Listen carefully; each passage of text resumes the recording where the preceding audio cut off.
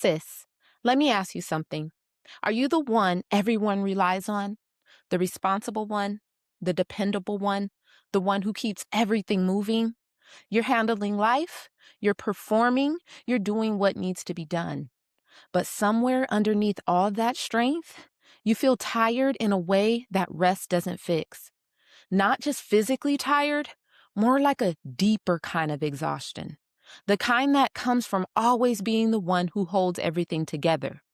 You showing up, you keep pushing through, you keep making things work, but the pressure never really leaves. And over time, that pressure starts to cost you something. It starts to cost you your peace. It starts to cost you your joy. It starts to cost you your ability to actually enjoy the life you've been working so hard to build. And the part most high achieving and successful women don't really realize is that this pattern often has very little to do with their willpower, their discipline, or their mindset. It has everything to do with your nervous system. Because when your nervous system learns to operate from survival mode, something subtle starts to happen. You become incredibly capable, incredibly responsible, incredibly strong. But your body also begins to carry a constant background tension that never fully turns off. And the difficult part is that survival mode can actually look like success from the outside. You're productive, you're dependable, you're the one people trust, which is exactly why this pattern can go unnoticed for so many years. So in this video, I'm going to walk you through 5 ways survival mode quietly shows up in the lives of high-achieving women who are used to being the strong one. These are the patterns that most women miss completely because they've become so normal. But once you recognize them, you start to understand why success can feel so heavy, even when everything looks fine on the outside. One way this shows up is that from the outside, you look completely capable. People see you as competent, responsible, the one who gets things done. When things get hard, you don't fall apart. You tighten up and you handle it. If something needs to be figured out, you figure it out. If something needs to be carried, you carry it, even if it's heavy. And over time, people begin relying on you for that exact reason, because you are the strong one. But what most people don't see is what that strength is doing inside your body and what it is actually costing you. Maybe you hold it all together all day, at work, with your kids, for everyone who depends on you. And then later that night, when the house finally goes quiet, you find yourself sitting in the bathroom or lying in bed, wondering where the strength is going to come for you to carry it all again tomorrow. Not because you're weak, but because your body has been carrying more pressure than it was meant to for that long. Another place this pattern tends to show up is in the moments when you finally slow down. Maybe it's the end of the workday. Maybe it's the weekend. Maybe it's the moment you finally sit down on the couch. Instead of relaxing, your mind speeds up. Your brain starts scanning, asking yourself, what did I forget? What should I be doing next? Is there something I missed? You replay the conversation you had. You start mentally organizing for tomorrow. And you anticipate problems that haven't even happened yet. The strange part is that even when your body is exhausted, your mind keeps working, which can leave you feeling drained but unable to fully shut off. Sometimes it feels like your brain never really powers down at all. You're tired, but your system is still running.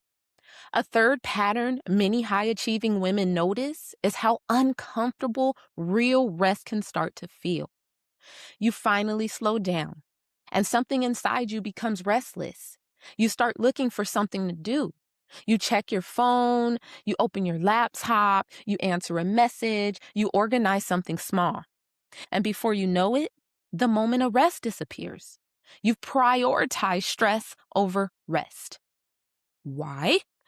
Because your nervous system has spent years becoming familiar with constant activity. And when stillness finally arrives, it can feel strangely unfamiliar.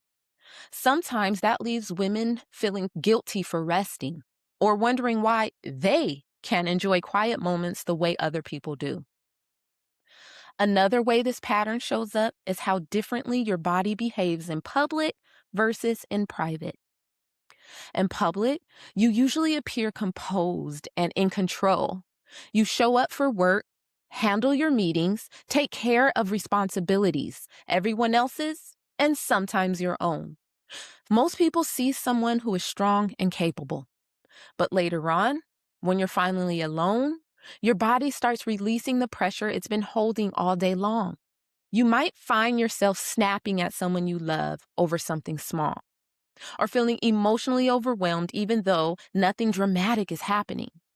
Sometimes you lie in bed completely exhausted, but your body still feels tense. And in those quiet moments, you might notice how deeply your system is craving relief. A moment where nothing and no one depends on you. A moment where you're not the one holding everything together. A moment where you can simply exist. And the final sign often appears as your life keeps growing. As your life grows, so do your responsibilities. Your career expands, and more people begin depending on you. From the outside, it looks like progress, and in many ways, it actually is. But internally, something subtle begins to shift. As the pressure slowly increases and the expectations grow, the same nervous system that helped you push through earlier stages of your life is now trying to manage at an even larger load, which can leave many women feeling like success is becoming heavier instead of lighter. Not because success is the problem, but because the body carrying that success has been operating in survival mode for a very long time. And when survival mode runs the same system for years, the body eventually begins asking for something it hadn't really before: safety, rest, and relief. But by that point, another problem often appears. You've been the strong one for so long that asking for help doesn't come naturally anymore.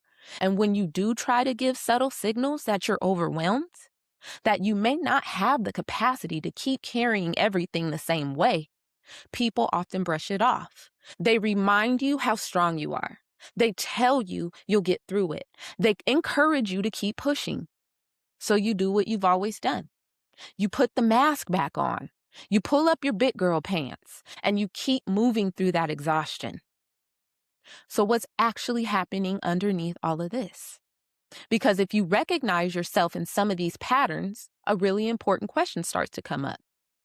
How can you be proud of being responsible, proud of being strong, proud of how much you've been carrying for so long, and still feel like your body is getting tired of holding everything together? Well, here's the part most people never really explain. At some point in your life, your nervous system learned a set of rules. It learned that being competent keeps you safe. Being useful makes you valuable. Carrying responsibility prevents chaos. Performing well earns approval. Those patterns often do work. They help you survive difficult seasons. They help you become reliable. They help you build a life and handle responsibilities. But the nervous system doesn't automatically update those rules when life changes. So even when your environment becomes more stable, even when you've grown, even when you've built a life that technically works, your body may still behave as if it needs to stay prepared. Prepared to solve problems, prepared to carry the load, prepared to hold everything together. And you can do that for a long time, years sometimes. But eventually, the body starts sending signals. Tension building in your muscles, exhaustion that doesn't fully go away, irritability that shows up more easily, and a constant background pressure that never quite turns off. And sis, this does not happen because you're weak. It's happening because your nervous system has been operating in protection mode for so long that it hasn't had the chance to learn something new. Which is why so many high-achieving women continue operating in survival mode long after the original circumstances that created that pattern are gone. So here's the relief. And this is very important to understand. This is not a discipline problem. You are not weak. You are not failing at self-care. You are not bad at resting, and you are not lazy. What you are is experiencing what happens when a nervous system has spent a long time carrying pressure without enough opportunities to fully reset. And because of that, many high-achieving women try to solve this the only way that they know how, with more structure. Better planners, better routines, better time management, better strategies. They think that if they can just organize their life well enough, they will finally feel calmer. But none of those things calm a nervous system that still believes it needs to be prepared. Because the body doesn't calm down just because your planner is more organized. It doesn't relax because your to-do list is perfectly color-coded. The nervous system doesn't respond to productivity. It responds to safety. And when your body has spent years operating like it needs to stay prepared, alert, and responsible for everything, no strategy alone will convince it that it's okay to let go. What actually begins to shift things is regulation, helping your nervous system slowly experience moments where it no longer has to stay braced for the next demand. Moments where your body realizes it doesn't have to carry the entire weight of life on high alert. And if you want help starting that process, I created a free guide that walks you through simple ways to begin regulating your nervous system. I'll link it below so you can download it. And when that begins to happen, something powerful starts to shift. The pressure that once felt constant begins to loosen. Your body stops operating like every day is another battle to push through. Your mind doesn't feel like it has to stay 10 steps ahead of everything that might go wrong. And the most surprising part for many women is this. Your strength doesn't disappear when your nervous system regulates. It actually becomes more sustainable. You can still be responsible. You can still be capable. You can still achieve incredible things. But the pressure no longer has to be the fuel.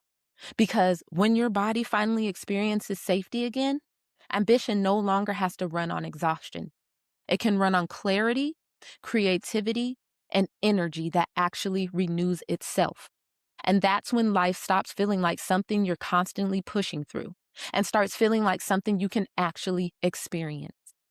If you recognize yourself in what we talked about today, I want you to know that you do not have to figure this out on your own. I created a free guide that walks you through practical strategies to help your nervous system begin shifting out of survival patterns. Inside the guide, I break down what's actually happening in your nervous system when you feel stuck in constant pressure, along with simple practices and journal prompts so that your body begins experiencing safety again. You can download that below. Because this year, I'm on a mission to help 1,000 high-achieving and successful women step out of survival mode and expand what I call their capacity ceiling. That moment where your life keeps growing, your responsibilities, your career, your impact, but your nervous system stops feeling like it's struggling to carry the weight of it all. If that's the place you're in right now, this guide will help you understand what's happening in your body and give you a place to begin shifting it. And if you want to continue exploring how nervous system regulation influences identity, manifestation, and the life you're able to hold, make sure you subscribe so you don't miss the next video. Because once your system learns how to regulate expansion, the life that used to feel out of reach starts becoming something you can actually sustain. And that's when everything begins to change in your life. So I'll see you next time.